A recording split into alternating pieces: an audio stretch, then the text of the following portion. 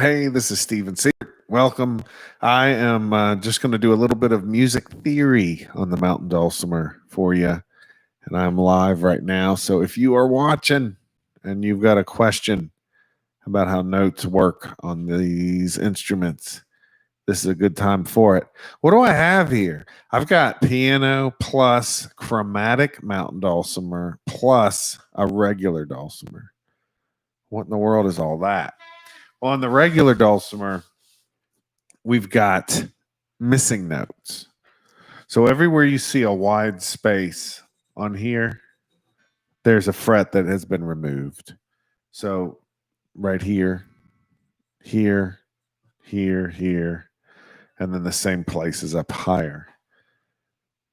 So the first fret space, there's a missing fret in there. The second fret space, there's a missing fret, but that's not a problem. That's kind of what we love about the instrument.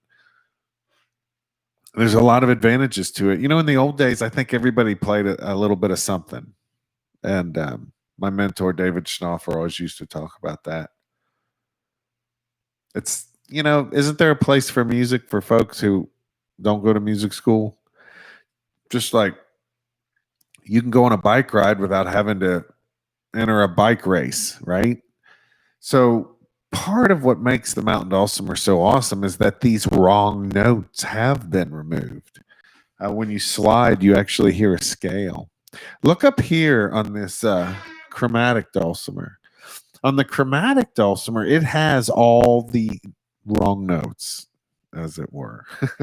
So here, notice we don't have it down here on the diatonic, but we do have it here on the chromatic. Same thing here. Now, some folks get this one. We call it a 1.5 fret.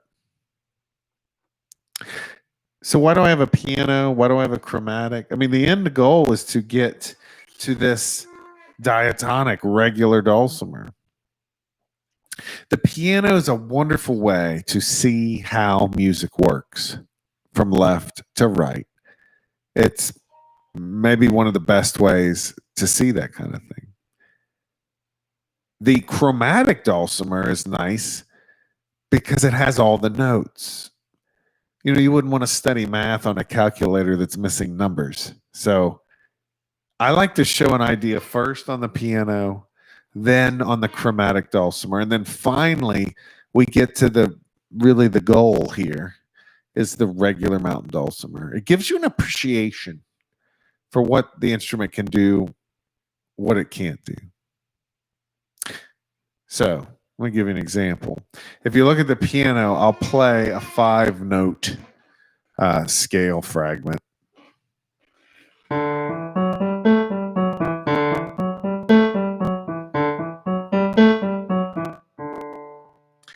I can do that same thing on the chromatic.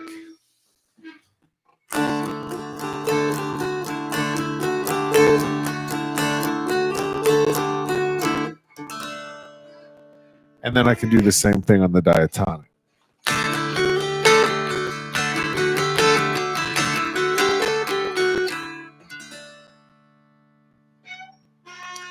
So I'm teaching a class where it's going to be like this. Every idea starts off on the piano, moves to the chromatic, and then finally ends up on the diatonic.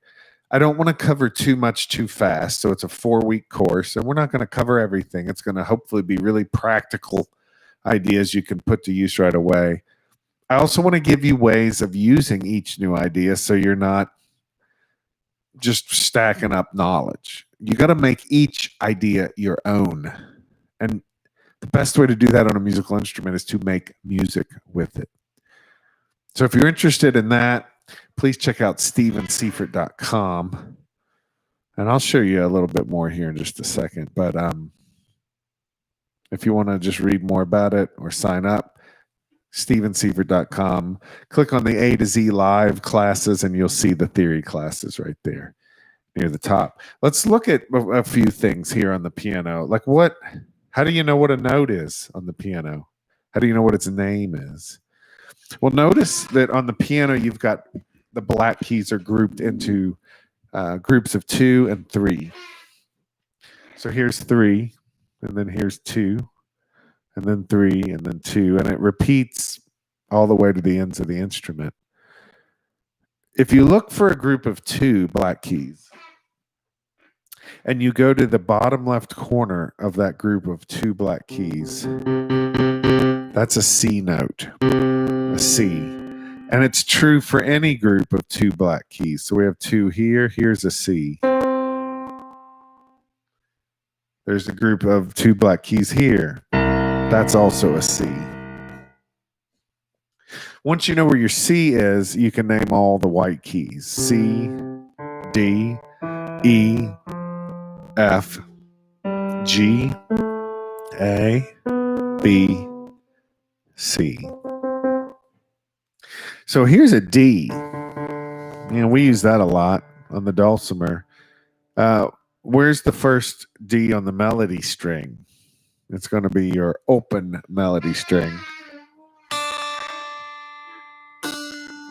On both dulcimers, it's going to be the open melody string as your D. And I'm just giving you a little taste here, but I want to show you something cool. What's a half step? Well, on a piano, a half step is anytime I have so many tripods. A half step is when you move the smallest direction, left or right, that the instrument will allow. So look at this. What's the very next key to the right? It would be this black key. So that's a move of a half step, the smallest move you can make on the piano. If I want to go a half step to the left, I end up on this black key. Back to D. So what is a whole step? What in the world's a whole step? Well, a whole step is 2 half steps. So let's do 2 half steps to the right. Here's 1. Here's a second half step. So if you go from D to E, you have a whole step. Let's go to the left now. Half step down, another half step. There's your C. So if you go from D to C, that's a whole step move. People talk about major scales, and I'm going to draw on the instruments here a little bit to show you this. What is a major scale? Well, a major scale is a group of 7 notes, and it matches a formula of whole and half steps. So listen to this. If you play notes on the piano following this formula, you will get a major scale. Whole step, half step.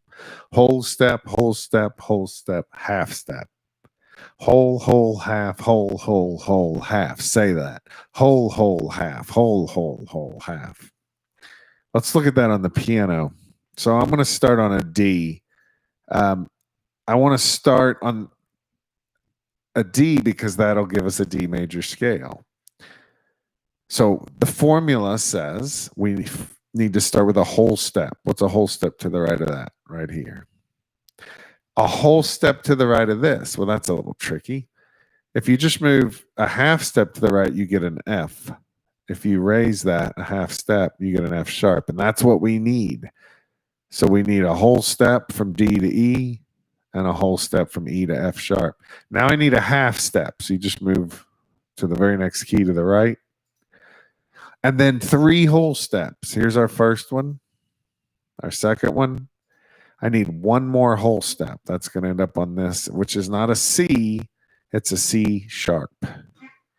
When you raise a note by a half step, we say we've sharped that note. And then back to D. So I want you to see here that we do have a series of whole and half steps. So D to E is a whole step. E to F sharp is a whole step. F sharp to G is a half. G to A is a whole. A to B is a whole. B to C sharp is a whole. And then back to D with a half step. That's what a major scale looks like. Let's see what it sounds like. Let's hear what it sounds like.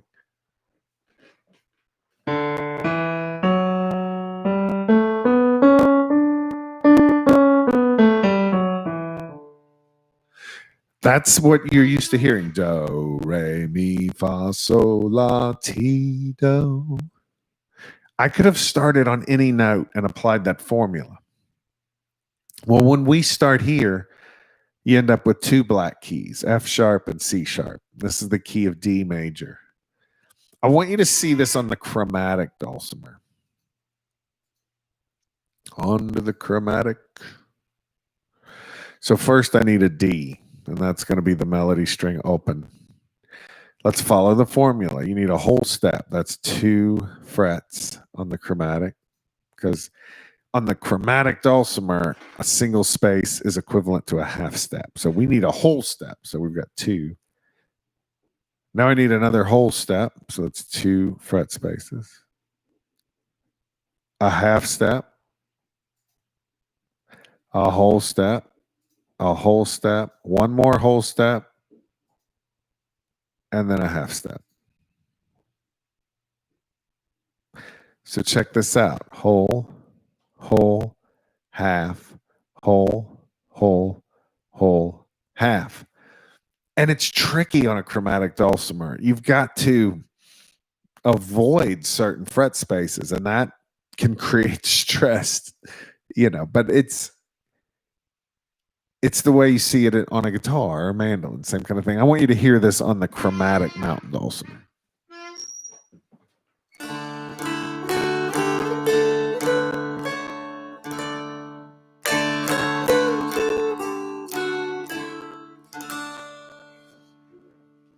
So what's the advantage of the regular dulcimer? Well, you don't have to avoid certain notes so much. So let's draw that on the regular one. D, open melody string.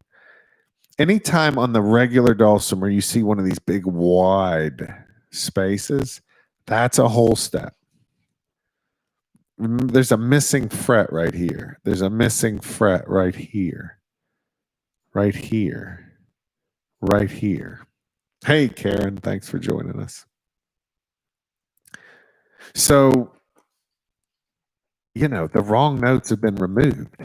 It's fantastic. So the dulcimer already kind of gives us this formula. The regular, watch. We need a whole step. There you go. Another whole step. What's this little space? That is a half step, which is exactly what we need. So I want to start again at open. We need a whole, a half. Now I need 3 whole steps. Watch this. Big space. That's 1. Another big space. That's 2. I need 1 more whole step. Notice the 6 and the 6.5 fret. That makes up a whole step. 2 halves equal a whole. So here's your next one. And then finally a half step to bring it home. Same thing you see on the chromatic dulcimer, but what's missing on the bottom? You don't have those wrong notes that you have to manage, which is fantastic, I think. Let's hear it on the regular.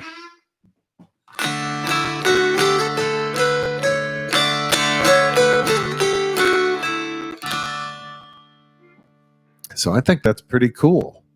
Now, sometimes people say, well, why would you play a chromatic dulcimer? You might as well get a guitar. No. Maybe get a guitar, but I love how the chromatic dulcimer allows you to really learn music. And when you get to the regular dulcimer with the missing notes, I think you appreciate what's possible, what's not possible. And it's not necessary. But learning how music works, it's a big deal.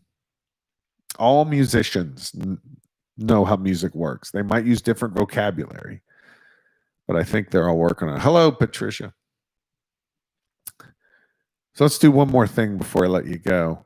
I want to show you how to find chords, just very basically on here. When you're talking about chords, you got to start by talking about a key. Well, we're already in the key of D major here. If you select every other note out of the key until you have 3, you'll have some kind of chord. So let's do that. I'm going to start on the D note. Watch. On the piano, select every other one until I have 3. I'm going to do that again. Make sure you can see it. Select every other note until you have 3.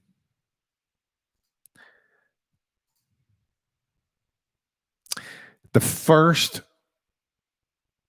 green dot we usually call a root. The next one we call the third of the chord, and the next one we call the fifth. I'll tell you more about that later. But basically, once you have a key, once you have a pool of notes to select from, select every other one. You have a chord. If you sound those simultaneously, listen.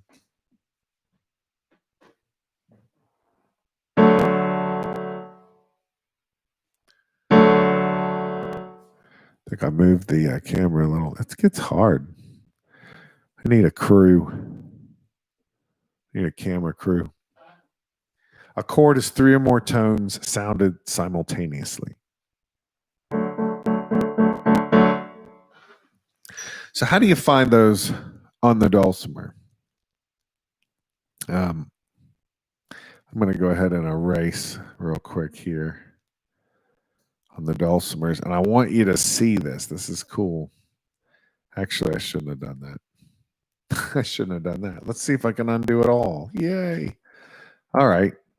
So watch. I'm now going to go to the chromatic dulcimer, select every other note until you have 3. Here we go. 1. Those are big. There we go. 1, 2. Nope, you got to select every other one. There you go. That's 3 notes that form a D chord in the key of D. But the definition of a chord is 3 or more tones sounded simultaneously. How are we going to sound all 3 of those at once? On the piano, it's easy enough. How do you do it on the dulcimer? Lucky enough, we have 3 strings on the dulcimer. So here's the cool thing. Let me go ahead and erase all that. There we go. Look at the piano. What 3 notes are in a D chord in the key of D major?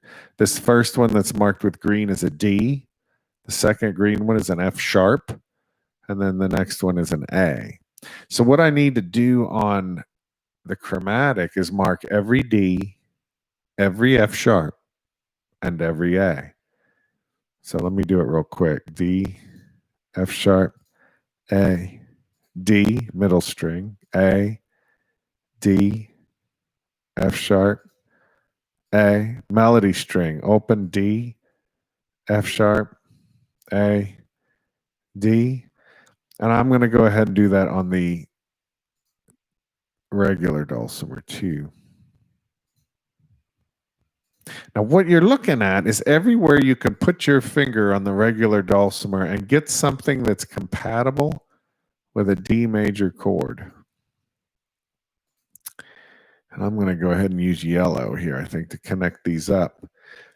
The reason I'm doing this is we have a 3-note chord and a 3-stringed instrument. So I should be able to put 1 note per string and get a 3-note chord. But what do you connect up? Now, in the theory class, we're going to cover this more clearly, more slowly. But I need a D on the bass string. I'm going to go ahead and go with the open bass. The open middle is an A. And the 2 on the melody string is an F sharp. I'm going to go ahead and connect these. Open bass is a D. Open middle is an A. The melody string is an F sharp.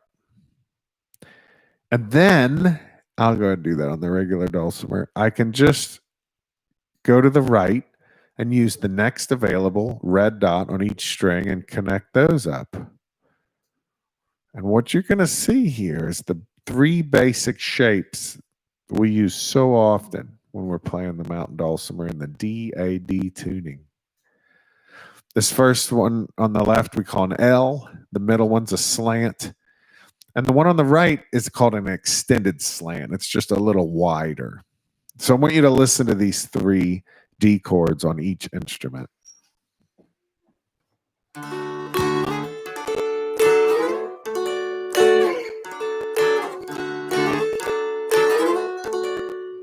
Those are 3 D chords. They happen to be D major chords. This is what it's like to learn theory on a mountain dulcimer. When you start on the piano and you go to the chromatic and you end up on the diatonic. So if you want to do more stuff like this, I got a class coming up. StevenSeifert.com. Click on the link that says A to Z Live Classes, and then you'll see the Dulcimer Theory course in there. You can read all about it. You don't need any of these instruments, but I recommend having some kind of keyboard, and I tell you what to look for if you go to that link. 50 bucks gets you a used home keyboard. Yamaha or Casio should do. For a chromatic dulcimer, you don't have to have one. But if you want to get one, you can get one for under 100 bucks from Folkcraft. I've talked to Richard. He might even put it together for you. I'm not sure. I think it's a kit, but it's pretty simple. And they're really cool kits. So a good cardboard chromatic, and then finally your regular dulcimer. But if you have none of these things, you're still welcome to take the class. You know, I want to help you see how music works. And I think the best place to start is the piano. So if you're interested, come to StevenSeifert.com. Check it out. That's all. Thank you guys for watching, and I'll see you soon. Adios.